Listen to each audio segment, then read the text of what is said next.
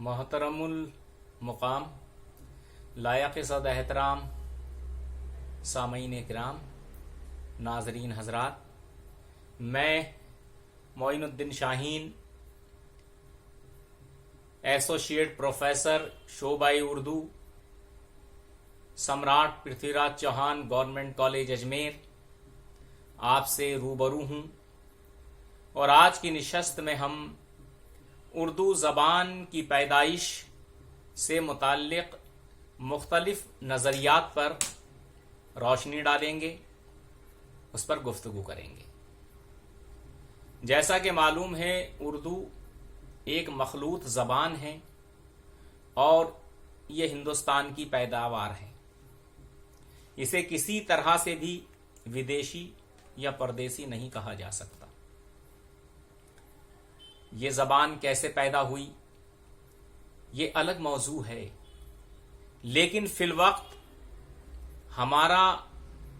मौजूए गुफ्तगू यह है कि इस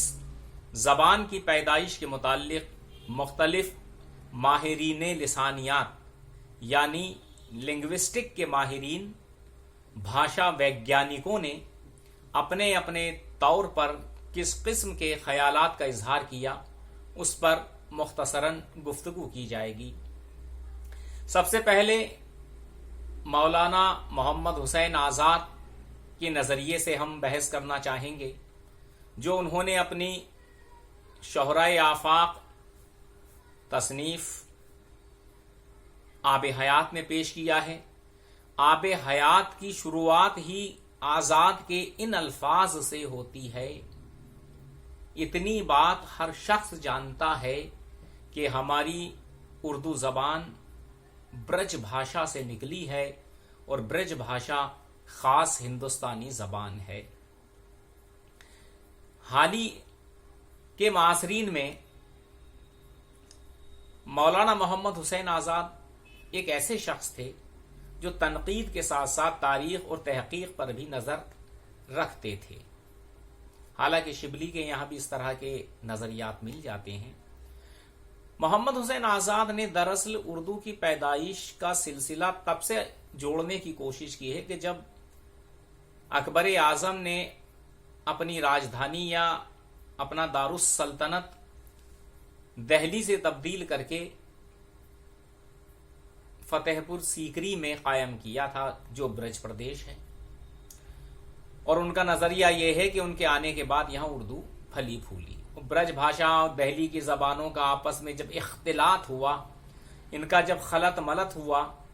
तो नई ज़बान वजूद में आई, वो उर्दू कहलाई। जबकि ऐसा नहीं है। बाज़ माहिरीन लिसानियात ने ये तो तस्लीम किया है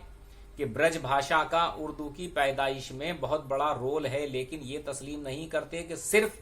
ब्रज भाषा उर्दू की पैदाइश का जरिया कायम बनी या जरिया कायम हुई, ऐसा नहीं है। प्रोफेसर मसूद हुसैन खां ने ये कहा है, प्रोफेसर मिर्ज़ा खलील अहमद बेग ने ये कहा है, प्रोफेसर अब्दुल सत्तार सिद्दीकी जैसे माहिरीन लिसानियात ने ये बात कही है कि जब आगरा ज़बान पहुंची थी या फतेहपुर सीकरी, जिसे ब्रज प्रदेश कहते हैं, ब्रज मंडल कहते हैं, तो दिल्ली में ज़बान तैयार हो चुकी थी। दिल्ली से वो ज़बान ट्रांसफ़र होकर आई थी, लिहाजा इस नज़रिए को रद्द कर दिया गया। दूसरा नज़रिया कायम किया मौलाना सुलेमान नदवी ने, जो शिबली नौमानी के शागिर्द थे। उन्होंने एक किताब तहरीर की थी जिसका उन्वान था नुक़ूश सुलेमानी, और उस किताब में उन्होंने ये नज़रिया पेश किया है कि जो मुस्लिम फ़ातिहीन सिंध के रास्ते से हिंदुस्तान में दाखिल हुए, राजा दाहिर का किस्सा उन्होंने बयान किया। मोहम्मद बिन कासिम से वो अपना सिलसिला शुरू करते हैं अपनी गुफ्तगू का, और आखिर में ये कहते हैं कि उर्दू का मौलद ये या उर्दू के पैदाइश का मुकाम खित्ता सिंध है। लेकिन इस नज़रिए को भी रद्द कर दिया गया। अगला नज़रिया पेश किया प्रोफेसर महमूद शीरानी ने। انہوں نے بھی یہی بات کی کہ مسلم فاتحین درائے خیبر کی طرف سے ہندوستان میں داخل ہوئے، اور آل سبکتگین، محمد غوری، محمود غزنوی، ان کے حوالے وہ دیتے ہیں اور کہتے ہیں صاحب کہ خطہ پنجاب میں اردو کی پیدائش ہوئی، اور اس نظریے کو ایک عرصہ دراز تک مستند مانا گیا۔ لیکن پہلی آواز اٹھانے والے شخص جو پہلے ہم نوائی کرتے ہیں، بعد میں انکار کرنے پہ آمادہ ہو گئے کچھ لوگ، ایک نام سامنے آتا ہے شیر علی سرخوش کا، جنہوں نے اعجاز سخن نام کا ایک تذکرہ لکھا تھا، اور تذکرے کی تقریض میں انہوں نے یہ بات کہی، کہیں تو وہ محمود شیرانی کی ہم نوائی کرتے ہیں، کہیں اختلاف کرتے ہوئے نظر آتے ہیں۔ محمود شیرانی نے اسماء و افعال، واحد و جمع اور کچھ لفظیات کا مشترک ہونا، ایسی ہی بنیاد پر، کچھ تاریخی بنیاد پر یہ نظریہ قائم کیا تھا، لیکن یہ نظریہ بھی آگے زیادہ نہیں بڑھ سکا، نظریہ بھی رد کر دیا گیا۔ ایک نظریہ ایسا آیا تھا جو مضحکہ خیز تھا، لہٰذا تھوڑے دن بعد ہی اس کے نظریہ پیش کرنے والے شوکت سبزواری نے اسے واپس لے لیا، پالی بھاشا کا نظریہ پیش کر دیا تھا، تو لوگ کہنے لگے کہ یہ کہاں سے لے آیا، جبکہ شروعات میں ان کے نظریے بدلتے رہے، لہٰذا انہوں نے خود نے بعد میں اس کی تردید کی کہ نہیں، یہ میں نے ایسا نہیں کہا ہے، میں نے اشارتاً یہ کوئی بات کہہ دی ہوگی، لیکن میں اس نظریے کی تائید نہیں کرتا۔ بعد ازاں ایک اور نام ہمارے سامنے آتا ہے، اور وہ نام ہے نصیر الدین ہاشمی کا۔ نصیر الدین ہاشمی خطہ دکن سے اردو کی پیدائش کے سلسلے کو جوڑتے ہیں۔ وہ کہتے ہیں کہ جب محمد بن تغلق نے اپنا دارالخلافہ یا اپنی راجدھانی کو تبدیل کر کے دلی سے دیوگری یا دولت آباد لے گئے، تو وہ دکنی ہندوستان کا حصہ تھا، تو وہاں پہ جو لوگ آئے ان کی دکنی ہندوستان کی زبانوں سے خلط ملط ہوا، تو ایک نئی زبان وجود میں آئی، جبکہ انہی کی تائید کرنے والے پروفیسر محی الدین قادری زور اور بعض دیگر حضرات بھی ہیں، وہ بھی اس نظریے کی تائید کرتے ہیں۔ شمس اللہ قادری، جنہوں نے اردو قدیم نام کی ایک کتاب لکھی تھی، وہ بھی اس نظریے کی تائید کرتے ہوئے نظر آتے ہیں۔ دکن کی ایک خاتون جن کا نام تھا ڈاکٹر آمنہ خاتون، انہوں نے ایک کتاب لکھی تھی دکنی کی ابتدا، انہوں نے بھی اس نظریے کو نہیں مانا۔ وہ یہ کہتی ہیں کہ دکن میں اردو نہیں دکنی پیدا ہوئی تھی، جو اردو سے الگ زبان ہے۔ یہ خیر یہ ان کا نظریہ، لیکن ہم اس سے انکار نہیں کر سکتے کہ دکنی ہندوستان میں جو خود مختار 5 حکومتیں تھیں، انہوں نے اردو کی بہت خدمت کی، لیکن یہاں بھی وہی بات آتی ہے کہ دلی سے ٹرانسفر ہو کر وہ زبان گئی تھی، دلی سے تبدیل ہو کر وہ، یعنی اس کا تبادلہ وہاں ہوا تھا۔ اس سے پہلے دہلی اور اس کے قرب و جوار میں، اس کے گرد و نواح میں یہ زبان بولی، سمجھی اور لکھی پڑھی جانے لگی تھی۔ یہ بات الگ ہے کہ دکنی ہندوستان میں پہنچنے کے بعد اس کی خوب تعمیر و ترقی ہوئی۔ نصیر الدین ہاشمی کہتے ہیں کہ اورنگزیب نے بھی دکنی ہندوستان پر اپنی فتح یابی کے لیے فوجیں ڈالی، تو دلی سے فوجی ادھر آئے۔ دوسرا وہ کہتے ہیں علاؤدین خلجی نے اپنی دکشن نیتی یا کہتے ہیں دکنی پالیسی کے تحت اپنے فوجیوں کو دکنی ہندوستان میں بھیجا، اور کبھی وہ بات کرتے ہیں محمد بن تغلق کی کہ انہوں نے راجدھانی پریورتن کیا یا اپنے دارالخلافہ کو تبدیل کیا، تو وہاں کے فوجی دہلی سے دکنی ہندوستان میں پہنچے اور اردو زبان وہاں وجود میں آئی، لیکن اس نظریے کو بھی رد کر دیا گیا۔ اب سوال یہ اٹھتا ہے کہ صاحب آپ دکن کے نظریے کو رد کر رہے ہیں، پنجاب کے نظریے کو رد کر رہے ہیں، برج بھاشا کے نظریے کو رد کر رہے ہیں، یا سندھ کے نظریے کو رد کر رہے ہیں، تو یہ بتائیے پھر اصل نظریہ کیا ہے، صحیح نظریہ کیا ہے؟ تو ہمارا دھیان پروفیسر مسعود حسین خان کی طرف منتقل ہوتا ہے، جنہوں نے ایک لسانی کتاب مقدمہ تاریخ زبان اردو کے نام سے تحریر کی، بڑی عالمانہ بحث انہوں نے لسانیات کی روح سے اس میں کی ہے، اور یہ بتایا ہے کہ دہلی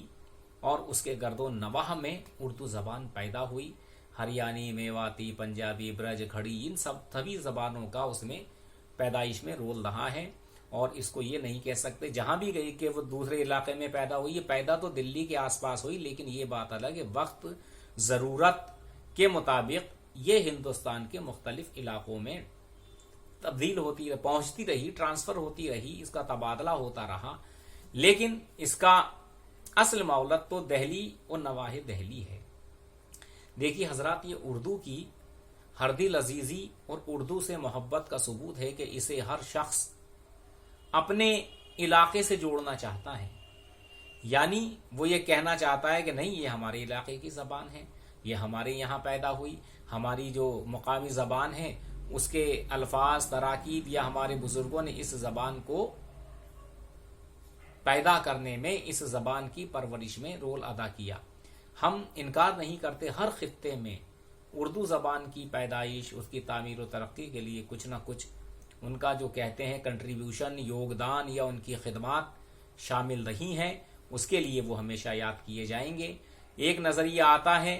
बरसों तक वो नज़रिया चलता है, लोग उसकी तायीद करते हैं, लेकिन जैसे जैसे नई तहकीक आती है पुराने नज़रिए को रद्द कर दिया जाता है। फ़िलहाल इस वक्त सबसे ज़्यादा क़रीने क़यास या काबिल क़बूल नज़रिया प्रोफेसर मसूद हुसैन खां का तस्लीम किया गया है। देखिए आगे नई तहकीक क्या गुल खिलाती है, क्या होता है, ये नज़रिया कायम व दायम रहता है या इसमें भी कोई तब्दीली आ सकती है। मैंने बहुत मुख्तसरन आपके सामने उर्दू की पैदाइश के मुख्तलिफ नज़रियात से मुताल्लिक़ अपने ख़यालात का इजहार किया। हालांकि ये एक ऐसा मौजू है, इतना तवील मौजू है कि जिस पे बड़ी बड़ी ज़ख़ीम किताबें तहरीर कर दी गई हैं और ये मसला जस का तस आज भी है, लेकिन मुख्तसर गुफ्तगू में, इस छोटी सी निशस्त में, मुख्तसर निशस्त में मैं आपके सामने इतना ही कहना चाहता हूँ, क्योंकि आपके इम्तहानात की ज़रूरत के मुताबिक ये तमाम नज़रियात मुख्तलिफ़ क्लासेस में पूछे जाते हैं, चाहे वो यूजी की सतह हो, चाहे पीजी की सतह हो, लेकिन ये सवाल मुकाबला जाती इम्तहानात में भी पूछा जाता है। कहीं आप इम्तहानात के बाद इंटरव्यू कहीं देने जाते हैं, वहाँ भी नज़रियों से बहस की जाती है। लिहाजा आप इन नज़रियात को हमेशा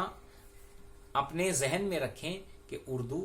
के मुताल्लिक़ किन किन माहिर लिसानियात ने कौन कौन से नज़रिए पेश किए हैं, कौन कौन सी किताबों में पेश किए हैं, और उन नज़रियात में क्या कहा गया है, नज़रियात को क्यों रद्द किया गया, और आज कौन सा ऐसा नज़रिया है जो क़रीन क़यास या काबिल क़बूल है। मैं समझता हूँ कि ये एक तरह की आउटलाइन थी, एक तरह की तलख़ीस थी, जिसके ज़रिए आपके जहन में उर्दू ज़बान की पैदाइश के मुताल्लिक़ मुख्तलिफ़ नज़रियात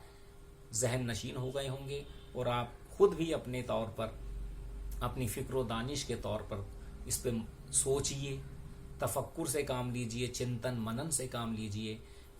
हो सकता है आने वाले वक्त में आप तालिब इल्म बच्चों में से ही कोई ना कोई माहिर लिसानियात की फ़हरिस्त में इजाफ़ा करता हुआ नज़र आए। खुदा हाफिज़।